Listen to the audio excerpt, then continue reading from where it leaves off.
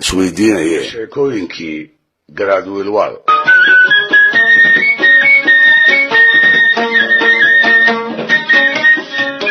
dhegaystayaal, inkastoo aysan qasab ahayn inay run wada noqdaan, haddana sheekooyinka iyo dhacdooyinka loo wariyey waxayna barayaan garaad wiilwaal inuu ahaa si walba nin isugu dayey inuu muujiyo rag inuu wax dheer yahay. taasi dhallinyaranimadii ayay ahayd. haddii la shuumay kadib oo uu garaad noqdayna waxba iskama bedelin. ma uu noqon oo keliya nin madaxa oo meel fadhiya, garta iyo taladana loola yimaadee wuxuu kordhiyey feejignaantiisii hore iyo indhihii shakiga ee rag oo dhan uu ku eegi jiray. ninkii uu dareemo inuu qorshihiisa takeleel gelin karaba uu u dardaar wariyey, wuxuuna ku beeray seexanwaa iyo cabsi joogta ah.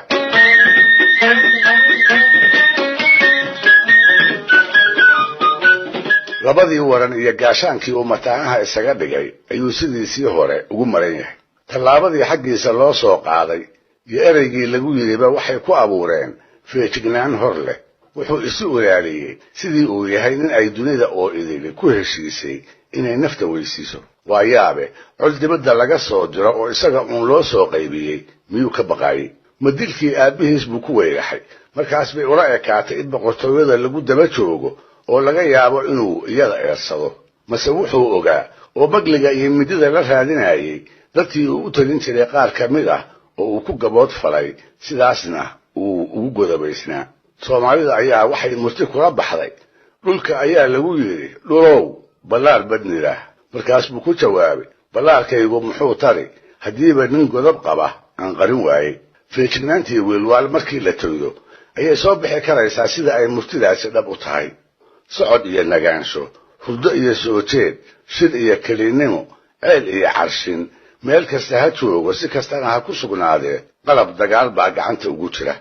dhiila ayuu ku seexday, aamin darro uu uunka eebba ka qabana wuu ku soo toosay. alla malaha utuntii ku maqnaydi cuslayda.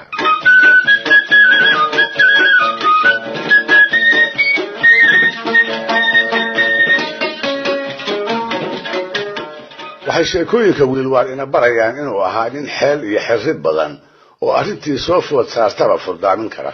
waxaa la yidhi dumarkii uu qabay oo 4 ahaa ayaa qaarkood qaarkii kale ku masayrayoo dagaal af iyo gacan balihi dhex maray. waxay ku murmeen baa la yidhi, heblaay adiga waa lagu nacayoo garaadku kuma rabo. adigu waad iska joogtaa uune, beri hore ayaa lagaa tashaday. aniga ayaa la iga kaa jecel yahay. gogashayda gogol kale weligiis ku doorsan maayo iyo hadallo kuwaas la mid ah. raggii u dhow dhowaa qaarkood ayaa damcay inay dumarka garaadka heshiisiiyaan, isagii baase diiday. wuxuu ku adkaystay isaga mooye inaan xaajadaa cid kale loo agmanayn. afartoodii tu walba oo ka mid ah intuu gooni ula faqay ayuu ku yidhi, caawa fiidkii kolkay tahay meel hebla imow, aniga ayaa idinkala saaraya. markuu aaskii dumay oo ay goobtii ku soo wada urureen ayuu ku yidhi, afartiinuba sii jeesta oo isgarab joogsada. tii aan idin jeclahay dhabarka ayaan ka taabanayaa ee ha iska tagto iyada oo aan dib iisoo eegin. afartoodiiba dhabarka ayuu ka taabtay. dabadeedna sida la sheegay mid waliba iyada oo faraxsan ayay horteeda u dhaqaaqday. waxaase haray inaan isweydiinno, taasi ma sheeko dhab ah oo dhacdayba mase bulsho ragga oo qura qiimaysa waatay ahayde waa sheeko loo maleegay in garashada dumarka lagu liido. tan dambe u male.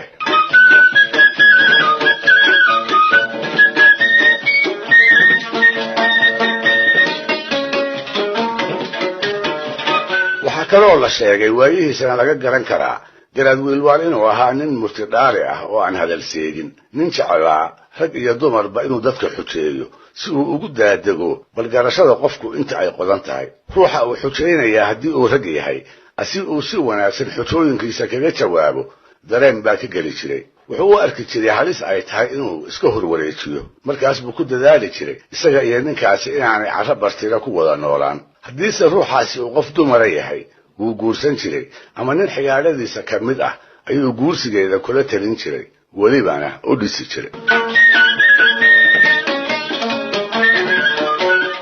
marka ay waliyayaashu doonayaan inay muujiyaan sidii uu wiilwaal u ahaa murtidhuux qof walba tiraabkiisa aad ugu fiirsada, waxay soo qaataan sheekooyin isaga loo saariyo oo tan soo socotaa ay ka mid tahay, kuna saabsan sidii uu ku guursaday qaar ka mid ah dumarkii uu qabay.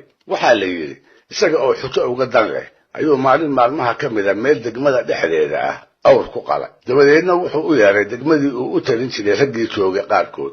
markaas buu ku yidhi ninkiin walba waxaan ka rabaa hilbaha ratigaas intuu isdul taago inuu iga keeno cadka xubnihiisa ka midka ah ee ragga israaciya. sidii uu ninba ula soo boodayay xubin aan ahayn tii uu garaadku maskaxda ku hayay ayuu markii dambe oday ragga ku jiray hungurigii awrka u keenay.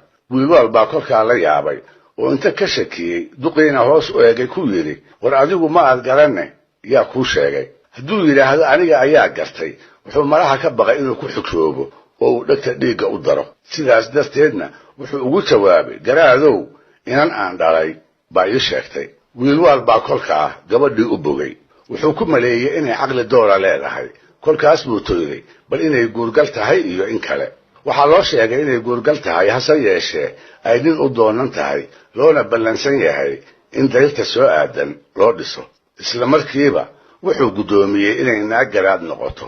ninkii ay u doonanaydna 10 sac ayuu ku aamusiyey kaasoo isna isu qaatay inuu ayaan badan yahay. sidaas ayuu wiilwaal kula aqal galay gabadhii Tibira la oran jiray. kii laga meershayna wuxuu naftiisa ku maaweeliyey labadan meelisoo gabayga ah. wuxuu yidhi garaadkii hadduu Timira helay waa ku taamahayey aniguna haddaan 10 sac helay waa la ii taliyey waa samray.